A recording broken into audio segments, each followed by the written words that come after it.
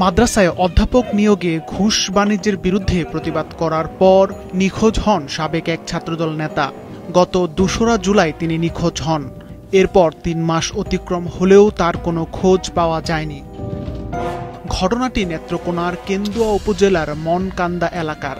সেখানের MU আলিফ মাদ্রাসার অধ্যাপককে পুনরায় বহাল ও ঘুষ বাণিজ্যের প্রতিবাদ করায় একের পর এক হুমকি পেয়ে আসছিলেন সাবেক ছাত্রদল নেতা শামীম। 16 লাখ টাকার লেনদেন হয়েছিল, এটা ঘুষের লেনদেন হয়েছিল। এই ঘুষের লেনদেন আমার পুতে প্রতিবাদ করছিল, যার ফলে আজকে আমার পুতে গুম। এখন শুধু সঠিক বিচার চাই, আমি শুধু সঠিক বিচার চাই। কেন এরকম হইল? কি দোষ করছিল? অন্যার প্রতিবাদ করছিল, ওটাই কি তার অপরাধ? এদিকে 27শে সেপ্টেম্বর ওই এলাকার ডোবায় কচুরিপানার নিচে পাওয়া যায় একটি গলিত মরদেহ।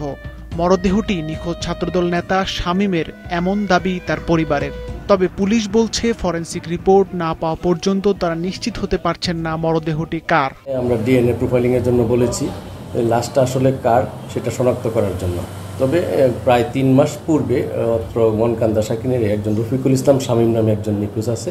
এ সংক্রান্তে থানায় একটা জিডি হয়েছে, মামলা হয়েছে। পরিবারের দাবি, পুলিশ মামলা না নেওয়ায় শামীম নিখোঁজের 21 দিন পর 20 জনের নাম উল্লেখ করে আদালতে মামলা করেন তারা। তবে মামলার প্রধান আসামি সাইফুলকে গ্রেপ্তার করে র্যাব।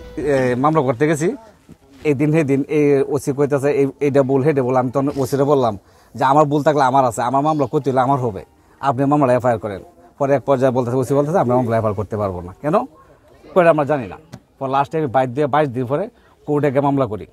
তবে এই অভিযোগ অস্বীকার করেছে পুলিশ। না, এটা সঠিক না, কারণ আমরা 2 তারিখ নিখোঁজ হওয়ার পরের দিনই আসছে, আমরা জিডি নিয়েছি। পরবর্তী মামলা দেওয়ার জন্য তাদের বলা হয়েছে, তারা মামলা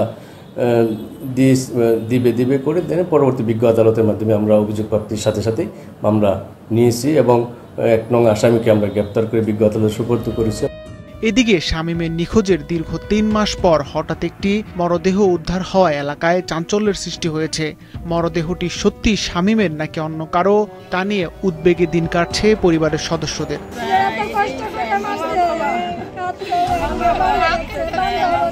সিফাত রহমান, মাছরাঙা নিউজ ডেস্ক।